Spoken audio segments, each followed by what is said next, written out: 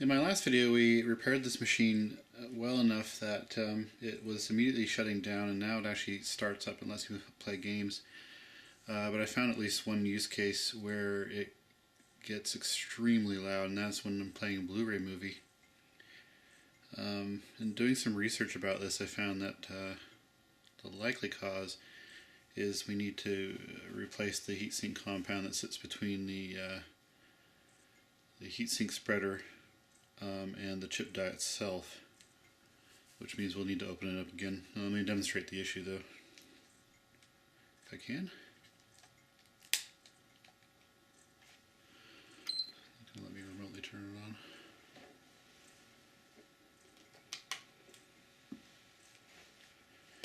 Okay.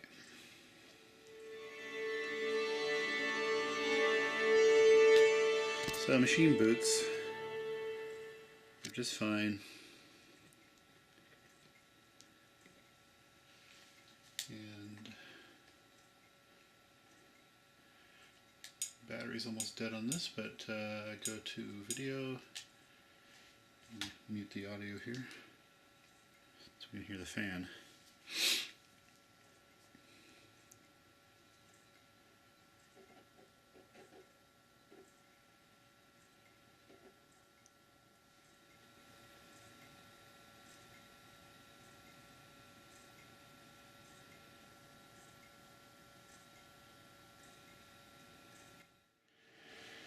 So we're about 10 minutes into the clip, and I guess you'll have to believe me when I tell you that it was actually quite a bit louder when I first tried playing a Blu-ray in it. I'm thinking it was a bit warmer that day, so maybe that has something to do with it, but it's still a bit, I don't know, it's a bit louder than it probably should be.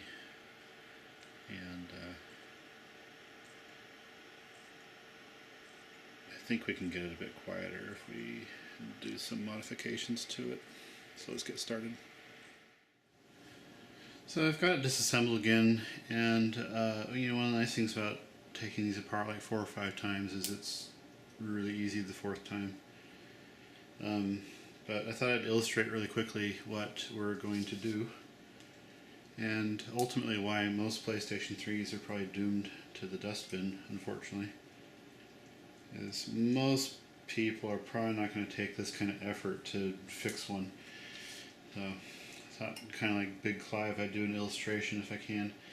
But basically you have a thing called the heatsink spreader, and then you have this thing that sits up in here. This is the chip die, and then you have the chip itself, and there's a layer of heatsink compound right there.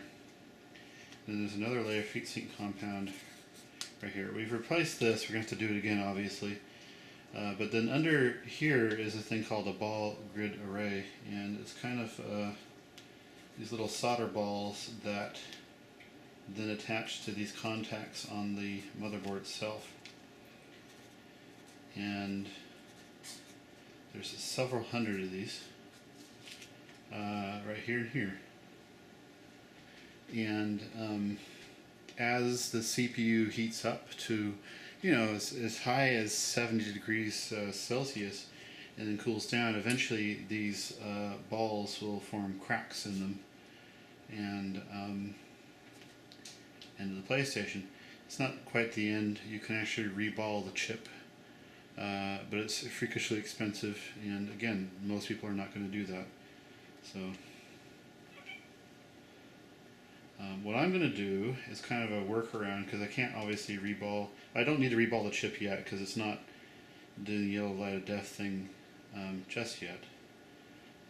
But I'm going to remove the shims I put in there earlier, and I'm going to remove the heatsink spreader, and I'm going to redo the heatsink compound between there. Okay, so I cleaned the heatsink compound back off the chips. And what I'm going to do is, so there's 4 memory chips that go around here, and each one of them has some adhesive on it, and I'm going to heat about 150 degrees each one of these for about 5 seconds, and supposedly I can just wedge it out of there with the flathead screwdriver. And I should be a bit more clear on the stages of grief for PlayStation 3. Basically, you have your overheat situation where the machine just shuts off almost immediately. And then you have the immediate shut off, but it's blinking the yellow light. And usually what that means is the system controller has detected a fault. I'm told usually the fault's in this guy here, which is the GPU. And that latter stage, you're going to need to reball the chip. And one of the reasons why the shims work is because basically it's putting more pressure on that ball grid.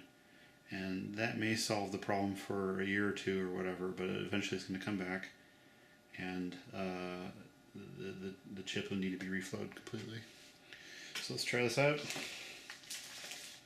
And I've got this sitting on a ceramic bowl, mostly because there's this DC connector that goes through here that makes it kind of uneven.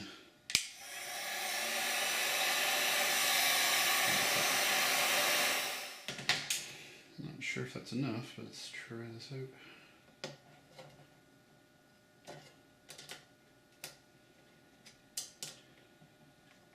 There we go. That's very hot.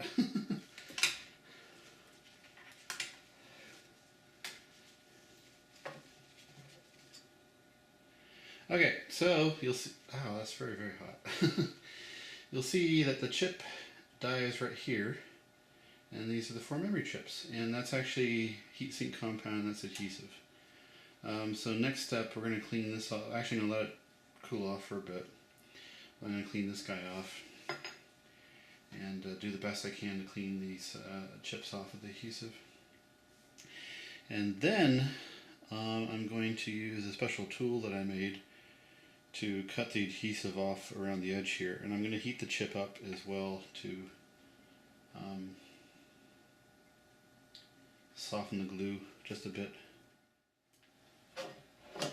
And I just mentioned, now that this is dried out a bit, when I feel this, it's cooled down rather, it's all dried out in the center here. So I'm pretty sure that stuff is not conducting anything. In fact, if I run the razor blade over, it just scrapes right off. And it's really flaky. And then as far as cutting this off, I was going to use, someone recommended using a nail file, so I bought one at the grocery store, like 70 cents, and then I used a belt sander to sharpen this edge down, and I wanted to make a kind of a L-shaped knife to cut around it. So I sharpened it down, then I went to go bend it, and it snapped right off, so I'm going to have to figure out some other way to make a tool. Maybe a more durable nail file.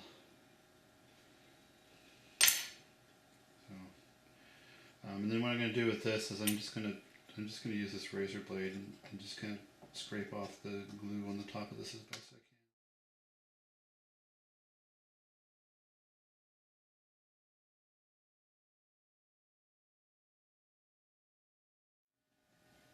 But basically, you have to,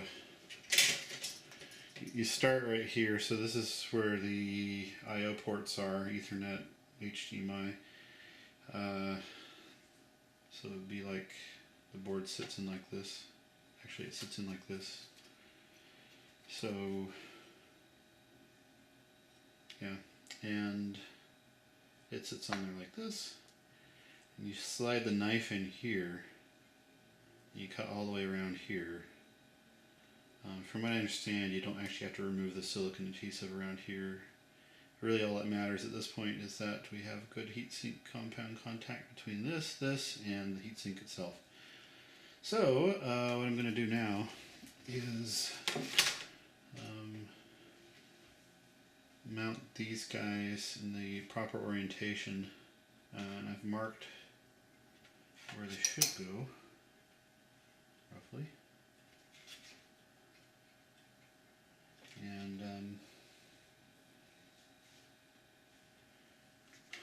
yeah, I bought some of this to put on top of that. There it is, my camera shut off while I was talking, so I'll go back a bit. before I lay all this in here, I stuck some heatsink compound onto the die, and then I checked make sure it was in the center. I just stick it in there, and now I'm just going to button it up and stick the clamps on there so that it sticks the heatsink compound together. And I'll let it sit there for a while. We'll test it out. And with any luck, this will be solved. So again, not going to go into how to put it back together, just because there's tons of videos on how to do that, and there's a diagram on iFixit to how to do that. So, like I said, it just takes a bit of practice and get really good at it after about 4 or 5 times. So it's been running for about 10-15 minutes, and as you can hear, as this microphone picks up every single sound in this entire house, it's quite quiet, and it is actually playing. Voila. So I would say that the second repair is actually a really good success. I should add too, by the way, that I did not put the shims back in there, because I don't think I need them. Unless this thing does a yellow light of death. But so far, from the fan noise at least, it's running quite a bit cooler. So anyhow, thank you for watching, and have a lovely day. Bye-bye.